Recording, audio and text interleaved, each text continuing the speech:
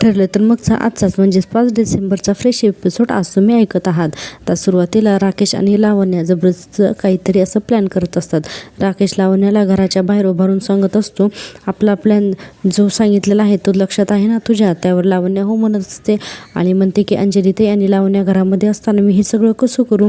राकेश म्हणतो नाही नाही डोंट वरी, मी आहे ना, मी खालीच थांबेन आणि जर का काही प्रॉब्लेम असेल तर मी तुला अलर्ट करेल. ओके. लावण्या म्हणते हो ठीक आहे, पण सर तुम्ही सुद्धा अलर्ट राहा हां. असं म्हटल्यानंतर राकेश म्हणतो यस.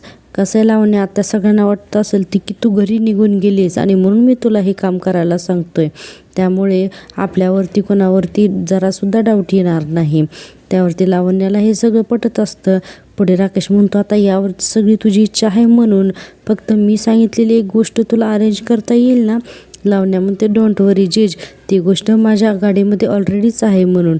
असं म्हणल्यानंतर राकेश म्हणतो वाव ग्रेट, चला मग लागूया आपण आपल्या प्लॅनप्रमाणे कामाला.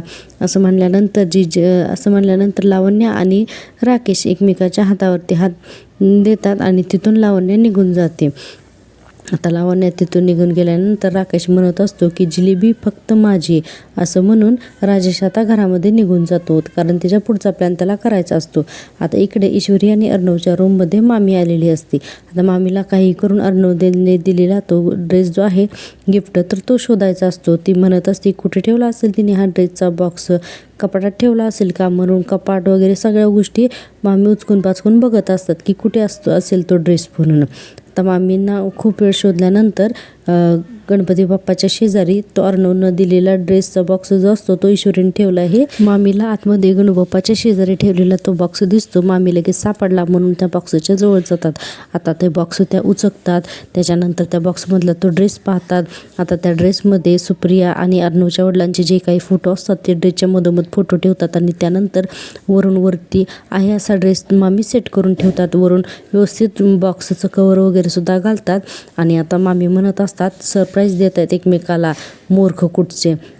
आणि पुढे म्हणते की ईश्वरी तुला तुझ्या आयुष्यातलं सगळ्यात मोठं सरप्राईज नाही सरप्राईज नाही हां, धक्का बसणार आहे तुला आज, सगळ्यात मोठा धक्का आज मी देणार आहे. असं वल्लरी म्हणत असते आणि पुढे म्हणते so to miss Indore from Vallari, that is that. असं म्हणून त्या बॉक्सवरून हात फिरवत असते वल्लरी आणि आता तिथून निघून जाते. आता पुढचा भाग आपण पाहतोय. अर्णव आणि ईश्वरी मंदिरातून घरी आलेले असतात. आता गाडीतून उतरल्यानंतर अर्णव आणि ईश्वरी जेव्हा चालायला लागतात तर त्यावेळेस ते ईश्वरी म्हणत असते की गणूबाप्पाचं दर्शन घेऊन गणूबाप्पाचं दर्शनही छान झालं आणि आपण वेळेतही घरी पोचलो. तेवढ्यातच तिचा पाय मुरगळतो आणि ईश्वरी अलगदच आई गो म्हणून अर्णवच्या मिठीत येते. आता हे झाल्यानंतर दोघं एकमेकाकडे बघतच राहतात. आता ईश्वरीचा पाय तर खूप दुखत असतो. अर्णव म्हणत असतो miss Indore are you okay. Ishwari म्हणत असते नाही सर, माझा पाय तर खूपच दुखतोय, मला काही समजतच नाही आहे. आता ईश्वरी जेव्हा म्हणते की माझा पाय दुखतोय सर, त्यावेळेस अर्णव म्हणतो पाय दुखतोय तुझा, बरं बघू म्हणून तिच्या पायाकडे बघतो आणि म्हणतो की चल आपण ना जरा आत नको जायला, आपण इकडे बसूया, उगीच घरामध्ये गेल्यानंतर सगळे काळजी करत बसतील. असं म्हणून अर्णव ईश्वरीला धरून बागेतल्याच बेंचवरती बसतो. राकेश घरामध्ये आल्यानंतर अंजली त्याला म्हणत असते काय हो तुम्ही तर क्लायंटकडे जाणार होतात ना, काय झालं. तर राकेश म्हणतो अंजली काय ना की मला ना एक कल्पना सुचली म्हणून मी आजचं माझं काम जे क्लायंटकडे जायचं होतं ते पोस्टमन केलं. अंजली म्हणते कसली कल्पना. तर राकेश म्हणतो हे बघ आज ईश्वरी अर्णवला सरप्राईज देणार आहे, बरोबर आहे का नाही. अर्णव सुद्धा ईश्वरीला सरप्राईज देतोय, तर मला असं वाटतंय की आपण सुद्धा असंच काहीतरी सरप्राईज प्लॅन करूयात ना त्या दोघांसाठी. काय वाटतंय तुम्हाला. अंजली म्हणते आपण काय सरप्राईज देणार. तर राकेश म्हणतो सांगतो मी तुम्हाला. आणि तिथे मामा वल्लरी सुद्धा असतात. तर आता राजेश म्हणतो एक काम करा तुम्ही आपल्या रूममध्येच या ना, मग मी तिथे तुम्हाला दाखवतो सरप्राईज काय प्लॅन करायचे ते. असं म्हणून राजेश पुढे जातो आणि म्हणतो अंजली लवकर ये. तर वल्लरी म्हणते मध्येच काय काढलं या जावाई बापूंनी. असं म्हणून वल्लरी सुद्धा आता त्या दोघांच्या पाठीमागे त्यांच्या रूममध्ये जाते. आता मामाने इथे थोडा संशय येतो. मामा म्हणतात मला वाटलंच होतं हा इतका शांत कसा काय बसलाय, हा नक्कीच काहीतरी खोडा घालणारच म्हणून. आता मामा म्हणतात की ऐकायलाच हवं हा काय म्हणतोय ते, आणि जे काही असेल ना ते तिथेच खोडून काढायला हवं असं म्हणून मामा राकेशच्या रूममध्ये निघून जातात. आता मामा इकडे जातात आणि लगेचच घरामध्ये लावण्या एंट्री करते. आता लावण्या सगळीकडे पाहते तर तिला समोर कोण दिसत नाही, म्हणजे तिला तिचा प्लॅन परफेक्टपणे वर्क करायचा असतो. आता लावण्या पटकन अर्णव आणि ईश्वरीच्या रूममध्ये जाते.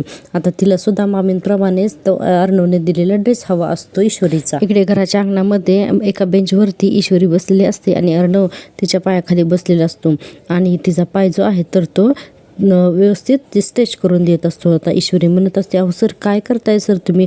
अर्णव म्हणतो, काय करतोय म्हणजे तुझा पाय दुखतोय ना म्हणून मी त्याला व्यवस्थित स्ट्रेच करून देतोय जेणेकरून आता ती तुला दुखणार नाही. पण ईश्वरीला हे सगळं काय आवडत नसतो आणि अर्णव म्हणत असतो, मी सिंदूर तुझा पाय मुरगळाय ना, मग मी स्ट्रेच तर करून देतोय ना. आणि ईश्वरी जोरात ओरडत असते की पाय दुखतोय सर माझा म्हणून. तर अर्णव म्हणतो, दुखतोय ना पाय, मग मी थोडासा मसाज करून देतो मग तुला बरं वाटेल ना. ईश्वरी म्हणते, सर तुम्हाला हे नका ना करू. तर अर्णव तिला म्हणत असतो, जरा शांत बसशील का, तुझा बर्थडे ना म्हणून मी तुला प्रेमाने बोलतोय. लहान मुलासारखं सगळं तुझं काम असतं, लहान मुलांसारखं फक्त तू बोलतच नाही आहेस तर वागतेस सुद्धा, कळलं का तुला? आणि शटाप असं म्हणून अर्णव ईश्वरीला रागवत असतो आणि पुन्हा तिचा पाय जो आहे तर तो व्यवस्थित मसाज करून स्ट्रेच करून देतोय. तिचा पाय मुरगळलेला असतोय बागेमध्ये म्हणून. आता ईश्वरी मनातल्या मनात म्हणत असते की सर अहो एवढी नका माझी काळजी घेऊ तुम्ही, तुम्हाला सांगता येत नाहीये म्हणून, आधीच माझी आणखीन किती मला प्रेमात पडणार आहात असं ईश्वरी मनातच म्हणत असते. आणि आता आपण दुसरा सीन पाहतोय की राजेश जो आहे तर त्यांच्या बेडरूममध्ये आलेला असतो अंजलीच्या आणि तिचं लॅपटॉपवरती सगळे जे काही आहेत तर ठिकाणं सगळे त्याला दाखवत असतो अंजलीला.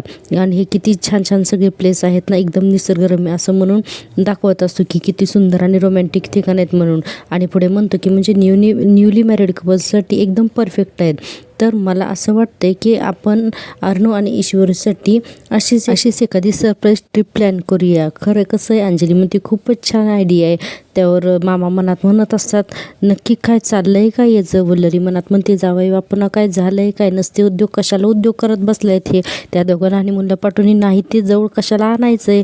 हुशार म्हणत असताना बिनडोकच निघाला हा माणूस, असं वल्लरी म्हणत असते. पुढे अंजली म्हणते, खरंच या दोघांना ना या ट्रिपची खूप गरजच आहे. खूप दोघांमध्ये खूप छान बॉन्डिंगच होईल ना, खूपच क्यूट कल्पना आहे असं अंजली म्हणत असते. पुढे मामा म्हणतात, नाही नको अंजली, असं नको करायला म्हणून. आता राजेश लगेच त्यांच्या तोंडाकडे बघतो आणि पुढे मामा म्हणतात की नाही कसं आहे, असं अचानक प्लॅनिंग नाही करता येणार ना आपल्याला.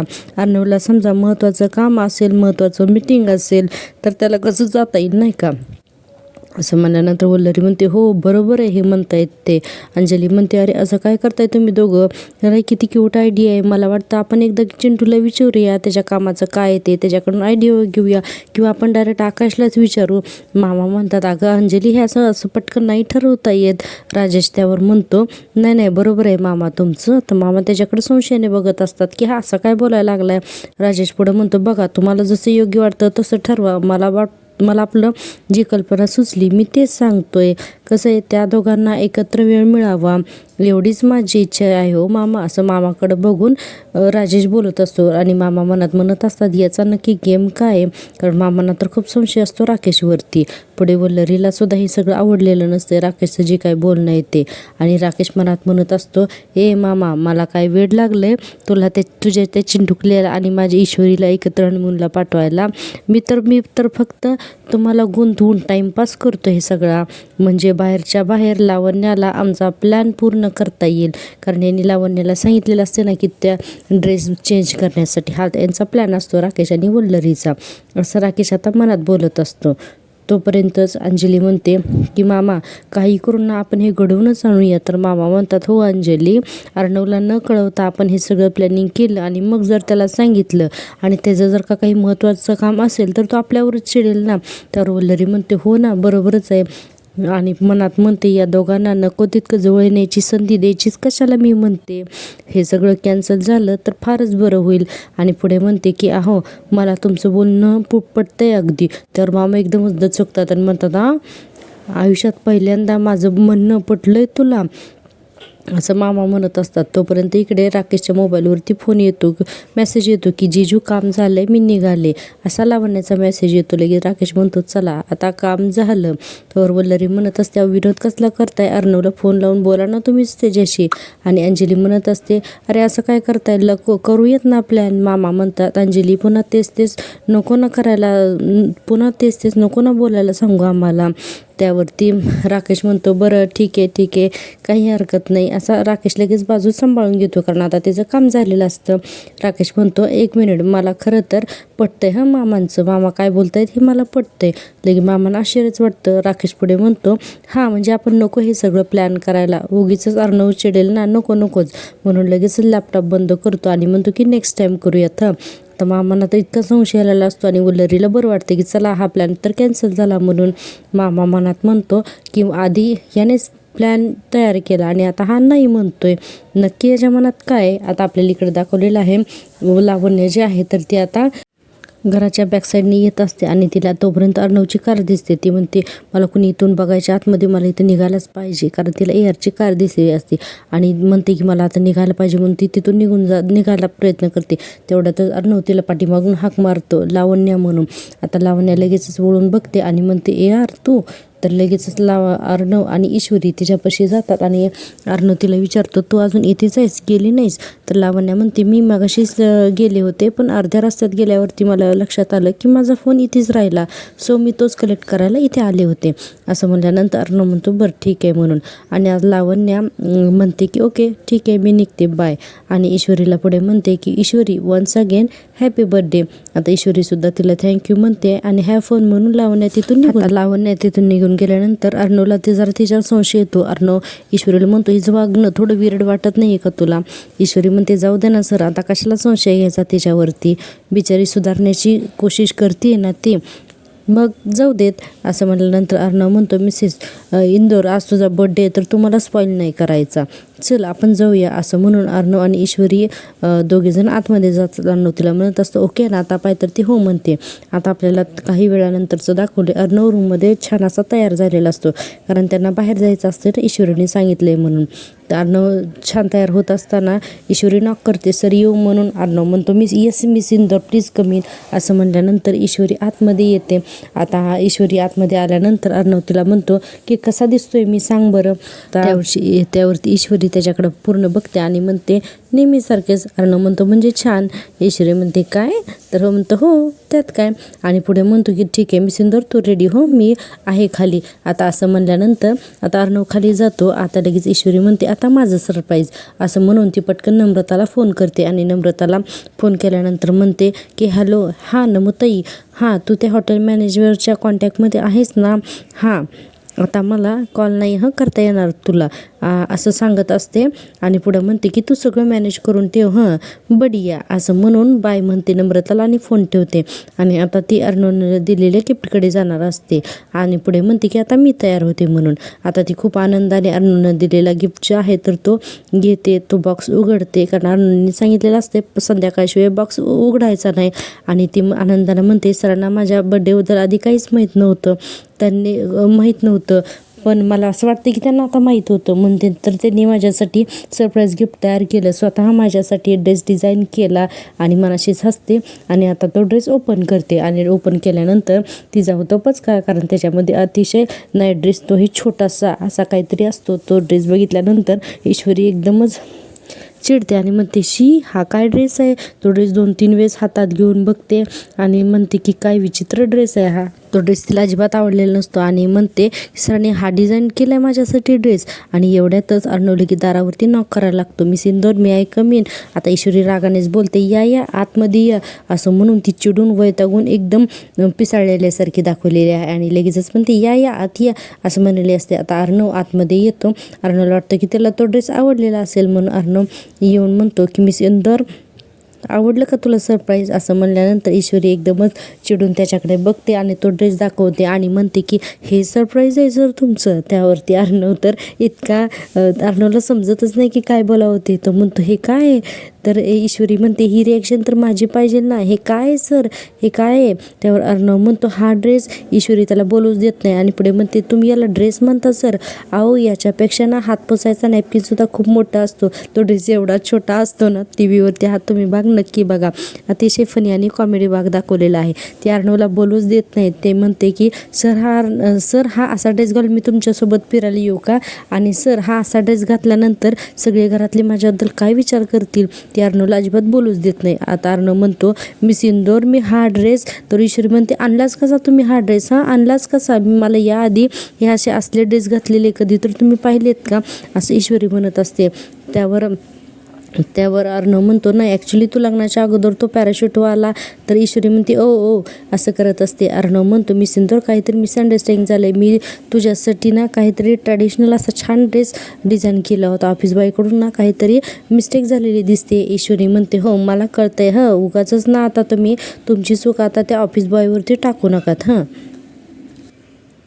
तर अर्णव म्हणतो माझी चूक. ती म्हणते हो. असं म्हणून तो जो ड्रेस आहे शर्ट तो अर्णवच्या हातात देते. आता अर्णवसुद्धा तो ड्रेस घेतो आणि स्वतःच्या अंगाला लावतो आणि इतका कॉमेडी सीन दाखवलेला हा असा स्वतःच्या अंगाला लावून 2-3दा स्वतःकडेच बघत असतो. आता ईश्वरी हे सगळं बघते आणि म्हणते अहो सर हे काय तुमचं, हे घालणार आहात का तुम्ही आता. अर्णव पण तिची मजा करतो आणि म्हणतो नॉट अ बॅड आयडिया, तुझा बर्थडे आहे ना, मग ॲक्च्युली मी घालू शकतो ना हा ड्रेस. असे आता हे सगळं पाहिल्यानंतर ईश्वरी जे आहे ना ते सर म्हणून हसायला लागते. आता हे दोघंही एकमेकाला टाळी देऊन हसायला लागतात, कारण हे सगळं मिस्टेकने झालेलं असते. आणि आता ईश्वरी एवढी छान जोरजोरात हसत असते आणि हसता ते अचानक अर्णवच्या मिठीमध्ये येते आणि हे सगळं छान असं म्युझिकली आपल्याला दाखवलेलं आहे. इथं थोडं 5 ते 10 मिनिट म्युझिक दाखवलेलं आहे की दोघंही एकमेकांच्या मध्ये चांगलेच गुंतलेले दाखवलेले आहेत. आता याच्यानंतर आपण पाहतोय आता इथे अर्णव आणि ईश्वरीवरती पाठीमागे एक छान असं गाणंसुद्धा लावलेलं आहे. आता एक 5 ते 10 मिनिटानंतर हे दोघंसुद्धा ऑकवर्ड होतात आणि त्यानंतर अर्णव ईश्वरीला म्हणत असतो की मी सिंदूर हा ड्रेससुद्धा तुला छानच दिसेल, ट्राय करतेस का. त्यावर ईश्वरी म्हणते काय सर हे, असं म्हणून ईश्वरीला अजून तिथून निघून जाते. आता आपल्याला दाखवलेलं आहे की दुसरा सीन बघण्याच्या अगोदर तुम्हाला असा प्रश्न पडला असेल ना की अर्णवने ड्रेस एवढा डिझाईन केला आहे तर याच्यामध्ये असा शॉर्ट ड्रेस आलाच कसा. तर आता पुढे काय झालं ते मी सांगते. आता राकेश इकडे एका सुमसान ठिकाणी आलेला असतो आणि त्याच्या हातात एक पिशवी असते आणि तिथे एक आग लागलेली असते. आता तिथे येऊन राजेश फक्त थांबतो, कारण त्याला त्या आगीमध्ये काहीतरी जाळायचं असतं आणि त्याला त्या क्षणाला काहीतरी आठवतं. तर त्याला काय आठवतं, तर ज्यावेळेस मामी ईश्वरीच्या तो जो ड्रेस आहे त्याच्यामध्ये सगळे फोटो वगैरे ठेवतात आणि रूमच्या बाहेर निघून जातात, त्याच वेळेस नाही का राकेशने सगळ्यांना त्याच्या रूममध्ये नेलेलं असतं अर्णव ईश्वरीच्या ट्रिपसाठी फोटो दाखवायला. तर तेवढ्याच वेळात लावण्या रूममध्ये येऊन तो ड्रेस जो आहे तो कुठं ठेवला हे सगळं शोधत असते. अख्खी रूम शोधल्यानंतर तिच्या लक्षात येतं की तो ड्रेस कुठं येतो. आता ती त्या ड्रेसच्या जवळ जाते आणि तो ड्रेस उघडून बघत असते. आता लावण्या त्या बॉक्समधला तो ड्रेस उघडते आणि तो ड्रेस स्वतःच्या जवळ घेते आणि त्याच्यामध्ये तो जो लाल कलरचा आणलेला आहे तर तो ड्रेस तिने त्यामध्ये ठेवलेला असतो. तर अशा पद्धतीने ईश्वरीच्या त्या बॉक्समध्ये तो शॉर्ट ड्रेस आलेला असतो. सुरुवातीला आपल्याला हे दाखवलं नाही, अचानक नंतर आपल्याला दाखवलेलं आहे की राजेशला हे सगळं आठवलं, कारण हे सगळं लावण्याने केलेलं असतं. पुढे आता तो ड्रेस जो आहे तो रिप्लेस करते लावण्या, शॉर्ट ड्रेस त्याच्यामध्ये ठेवते आणि जो ड्रेस डिझायनर केलेला असतो तो ड्रेस लावण्या स्वतःच्या हातामध्ये घेते. आता लावण्या तो ड्रेस स्वतःच्या जवळ घेते आणि म्हणते की ARने स्वतः डिझाईन केलेला ड्रेस, असं ती त्या ड्रेसकडे बघत म्हणत असते, कारण तिला त्या ड्रेसबद्दल खूप छान फिलिंग येत असतात. आता पुढे लावण्या म्हणते की हा ड्रेस घालण्याची लायकी तरी आहे का तुझी, मिडल क्लास गर्ल ईश्वरी, असं म्हणत असते. आणि पुढं म्हणते की पण ठीक आहे काही हरकत नाही, असं म्हणते की क्यूट इतका सुंदर ड्रेस आहे, असं म्हणून ती त्या मामीने त्याच्यामध्ये फोटो ठेवलेले असतातच त्या ड्रेसमध्ये, तर ती ते फोटो बघतच नाही आणि तसाच तो ड्रेस तिच्या पिशवीत घेते आणि तो बॉक्समध्ये लाल ड्रेस ठेवते आणि त्या लाल ड्रेसच्या बॉक्सवरती हात ठेवून फक्त हॅपी बर्थडे ईश्वरी म्हणते आणि लावण्या तिथून निघून गेलेली दाखवली.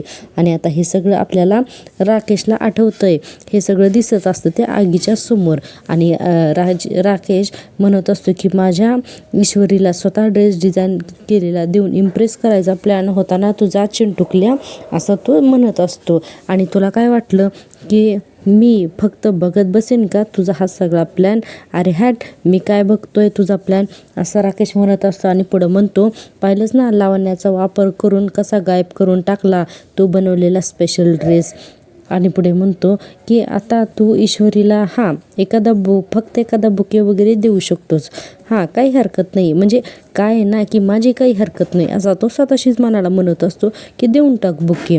आणि एक विकृत वृत्तीने तो म्हणत असतो की हा स्पेशल ड्रेस नो, अजिबात नाही, हा ड्रेस मी माझ्या ईश्वरीला मिळूच देणार नाही, असं म्हणून त्याने तो ड्रेस पिशवीतून बाहेर काढला. आणि आपल्याला दाखवलेला आहे राखेच्या विरुद्ध साईडला म्हणजे आपल्याकडच्या बाजूला ते सगळे फोटोग्राफ्स असतात मामीने ठेवलेले आणि ते तू आगीत टाकतो. पुढे राकेश म्हणत असतो हिरो बनायचं होतं ना तुला चिंटुकल्या. आता पुढे राकेश म्हणत असतो पण आता बघ, आता मी तुझ्या स्वप्नांची कशी सगळी होळी करतो का नाही, कशी तुझ्या स्वप्नांची मी राख करतो का नाही, असं म्हणून रागाने त्या हातातली जो पिशवी आणि त्याच्यामधला जो ड्रेस आहे ना तर तो त्या आगीत जाळून टाकतो. आणि त्या आगीत आता नुसत्या ड्रेसच नाही तर मामीने ठेवलेले सगळे फोटोग्राफसुद्धा जळत असतात. आता राकेश तो अतिशय विचित्र पद्धतीने आगीमध्ये ते सगळं टाकतो आणि अतिशय क्रूरपणे हसत असतो आणि हसता हसता म्हणतो बघ बघ बघ चिंटुकल्या, ही फक्त आग नाही आहे आणि हे जे जळतंय ना हे तुझं प्रेम आहे, प्रेम, असं जोरजोरात मोठ्या आवाजात म्हणत असतो. आणि म्हणतो हे बघ, गेली गेली गेली ईश्वरी, गेली तुझ्या हातून ईश्वरी, गेली ईश्वरी तुझ्या हातून निसटून गेली, असं जरा वेडसरपणे तो बोलत असतो आणि मोठमोठ्यांदा हसत असतो. आणि इतका क्रूरपणे तो हसताना दाखवलाय की ईश्वरी गेली तुझ्या हातातून म्हणून जोरजोरात हसत असतो. आणि आता हे सगळं झाल्यानंतर राकेश घरी येतो आणि सगळ्यांशी गप्पा मारत बसलेला असतो. तर आपण पाहतोय हॉलमध्ये अंजली म्हणत असते एका गोष्टीचं समाधान वाटतंय की आपण दिलेलं सरप्राईज ईश्वरीला अगदी मनापासून आवडलंय ते. त्यावर आकाश म्हणतो हो ना, ईश्वरी खूपच इमोशनल झाली होती. त्यावर अंजली म्हणते पण आहेत कुठे हे दोघं जण, आलेत का नाहीत अजून, किती वेळ लावतायत ते, लगे मामा लगे घड्याळाकडे बघायला लागतात. आणि राकेशचा चेहरा सुद्धा इथे दाखवलाय. अंजली म्हणते चिंटूनं दिलेला डिझायनर ड्रेस मला बघायचा आहे, कसा दिसतोय तो. मामा म्हणतात अगं तुलाच काय, आपल्या सगळ्यांनाच पाहायचा आहे हा ड्रेस, पण बघताय ना तुम्ही ते दोघं जण केवढा वेळ घेत आहेत ते, याचा अर्थ स्पेशल म्हणजे स्पेशल असेल, असं एकदमच स्पेशल असेल काहीतरी, असं मामा एकदम चिडून म्हणत असतात. आणि ते राकेश वल्लरी हे सुद्धा असतात, त्या दोघांची तोंड तर अगदी बघण्यासारखी असतात. आकाश त्यावर म्हणतो डॅड मी सांगतो ना स्पेशल म्हणजे काय, नक्कीच ईश्वरी दादाला डेटवरती घेऊन जाणार असणार आहे. त्यावर अंजली म्हणते वा फायनली. आणि राकेश मनात म्हणत असतो लावण्याने जो ड्रेस ठेवलाय त्यावरून आता दोघांमध्ये बाचाबाची तर नक्कीच सुरू झाली असणार आहे. आणि वल्लरी म्हणते दोघांना तयार होऊन खाली यायला एवढा वेळ लागतोय म्हणजे भांडण सुरू झालेलंच वाटतंय.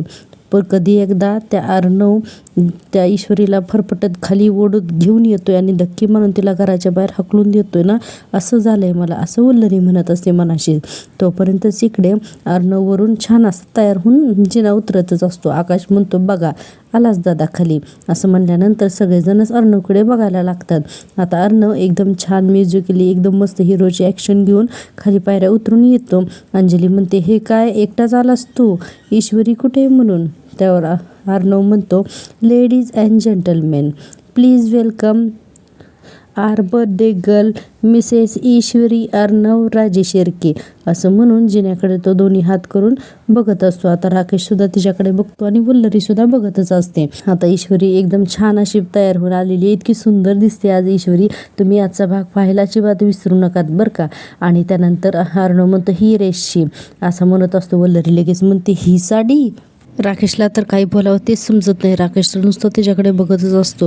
वल्लरीला तर वाटतं अरे हिने ही साडी कशी काय नेसली. आता हे सगळं पाहतच राहतात आणि ईश्वरीची आहे तर ती खूप सुंदर दाखवली आहे आणि ईश्वरीची एंट्रीसुद्धा अतिशय छान आणि म्युझिकली दाखवली आहे. ती खाली उतरताच अर्णव लगेच तिला हात देतो, ईश्वरीसुद्धा त्याच्या हातामध्ये हात देते. हा अतिशय सुंदर आणि म्युझिकली एपिसोड तुम्ही टीव्हीवरती पाहायला विसरू नका.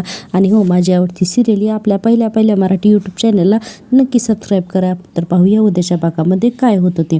आता ईश्वरी खाली आलेली असते तोपर्यंत अर्णव लगे तिच्या हातात हात घेतो आणि तिला खाली घेऊन येत असतो. आणि ईश्वरी म्हणते की नमुताईचा फोन आलाय, मी आलेच म्हणून. आणि इकडे नम्रता तिला सांगत होती की आईचा फोन आला होता, सारखं सांगत होती की काहीतरी विचित्र घडणार आहे, त्यामुळे तू घराबाहेर पडू नकोस आणि ईश्वरी आणि अर्णवला पण सांग, असं आई मला सांगत होती. आता अर्णव म्हणतो काय झालं गं, एव्हरीथिंग इज ओके ना. तर ईश्वरी त्यावरती फक्त ओके म्हणते. आता पाहूया उद्याच्या भागामध्ये आणखीन काय घडतंय का विचित्र ते. पाहत राहा माझी आवडती सिरियल आणि अशाच नवनवीन एपिसोड्ससाठी प्लीज चॅनलला सबस्क्राईब करा. भेटूया उद्या, तोपर्यंत बाय बाय.